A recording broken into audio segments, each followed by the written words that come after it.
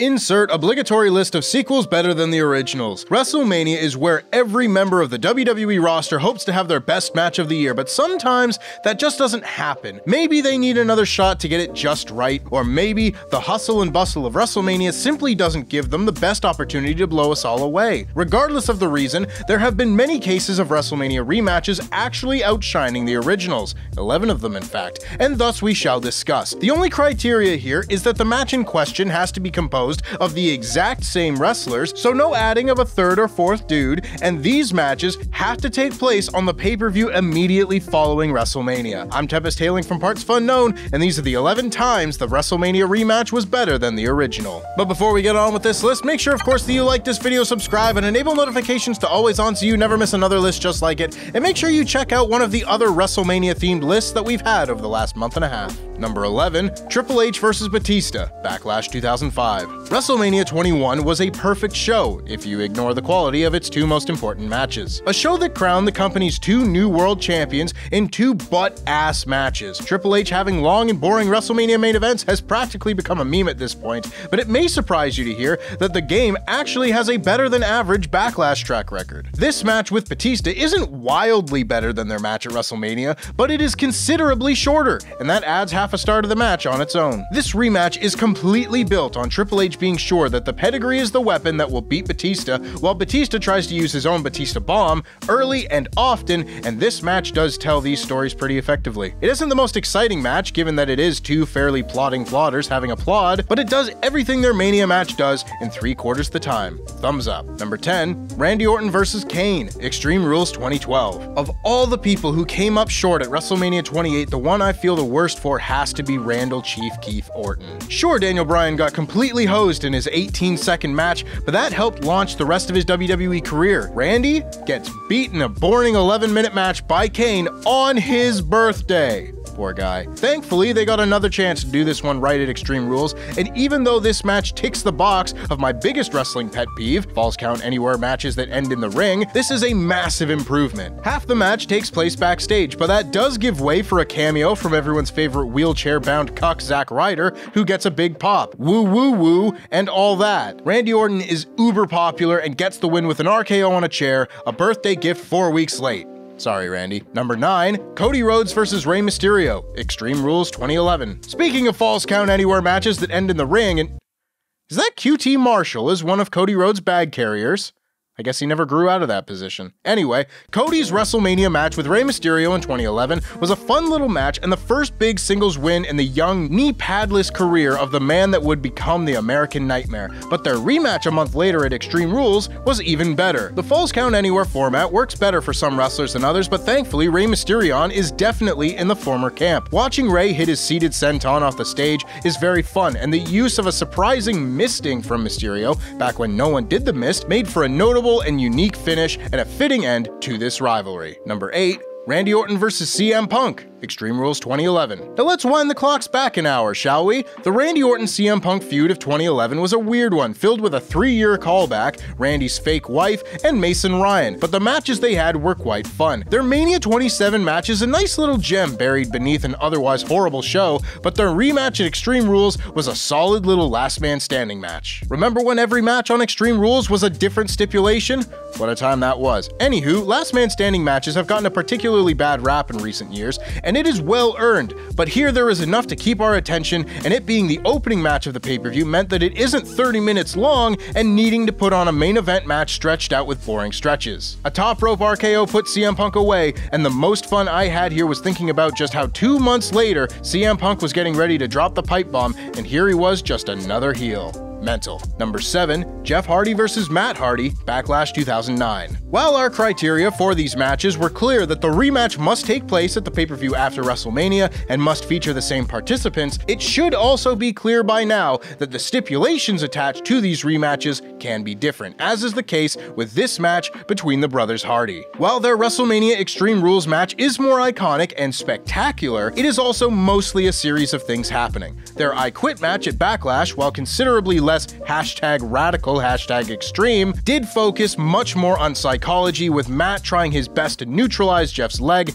and ultimately failing, leading to a pretty satisfying end to what many people consider a pretty unsatisfying story. Matt being the one who had been with Jeff for over a year and killing his dog, a plot point that should never be used in wrestling, was stupid, but seeing him tied to a table absolutely reduced to a pathetically helpless man, pleading with Jeff not to hurt him anymore, invoking the name of their dead mother and sick father, saying that he loved him, and finally quitting only for Jeff to take him out anyway and actually break Matt's hand, just left a better lasting impression than a disappointing loss for Jeff to WrestleMania. Just ignore that Matt has to cost Jeff a match at the next pay-per-view in an angle that's never followed up on. Number 6, Rey Mysterio vs. CM Punk, Extreme Rules 2010. Rey Mysterio and CM Punk always had great chemistry together, but there is only so much chemistry that can be done in 6 minutes at WrestleMania. Sometimes them's the breaks at Mania, because who would want to see these two great workers with an impassioned story when you could see a meaningless Sheamus and Triple H match,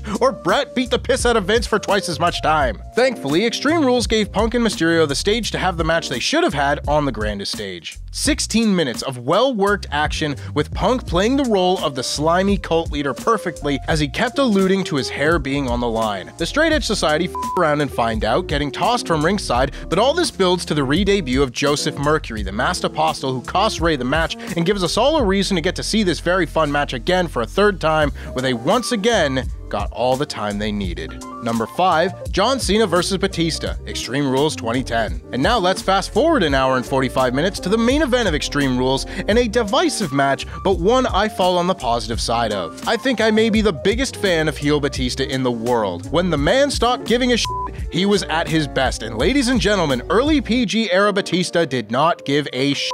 His match with John Cena at WrestleMania is really quite good, but their last man standing match a month later is even better. It may have a finish that made goofy-ass John Cena even goofier, but I prefer to look at someone duct taping someone's legs around a pole as genius psychology rather than Krusty's Funhouse nonsense. The match ramps up the intensity with AAs on chairs, through the announce table, a spine buster through a table, Batista telling that one kid he hates him, and throughout it all, Batista is working over Cena's legs, thus making it all the more poetic when Cena neutralizes Batista's legs to win. Number 4, Charlotte Flair vs. Ronda Rousey, WrestleMania Backlash 2022. The list of highlights from Ronda Rousey's second run in WWE may be shorter than the list of conspiracy theories she believes in, but at the very least, she was able to win the SmackDown Women's Championship for the first time in a pretty solid match. Her WrestleMania match with Charlotte Flair was an outright stinker, with Ronda horribly miscast as a babyface, and the two just not having the same chemistry that they had in 2018 when Ronda's matches were much more meticulously planned out. But a month later,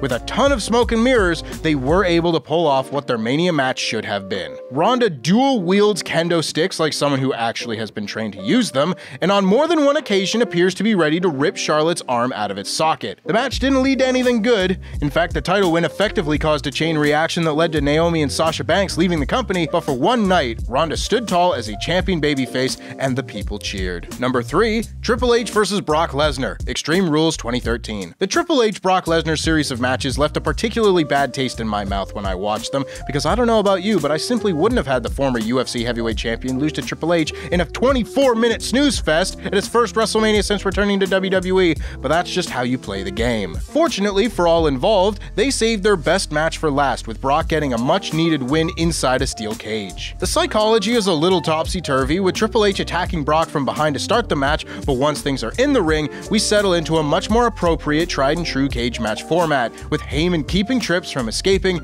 handing Brock weapons, and such and such. It is a little jarring seeing Brock in a much slower and more methodical match than he would go on to have, but again, sometimes that's just how you play the game. Number 2, Sheamus vs. Daniel Bryan, Extreme Rules 2012. If we're talking about the biggest discrepancy between the quality of a Mania match and the quality of its follow-up, this is undoubtedly the top spot. After WWE got their jollies from flipping the bird to all the Daniel Bryan fans that had tuned into WrestleMania 28 to get to see him work a world title match at the biggest wrestling stage in the world, they got to have the match they should have had at Mania at Extreme Rules. In a 2 out of 3 falls match that actually made perfect use of its stipulation, Bryan backed up why he was deserving of the the outpouring of respect he had been receiving from fans. Bryan sacrifices the first fall to injure Sheamus's arm, only to immediately take the second fall and then build to a climactic third and decisive fall, with the pair putting on some of the best in-ring work WWE fans would expect to see all year. I love this match, and I just want to point out that when Bryan tells the ref,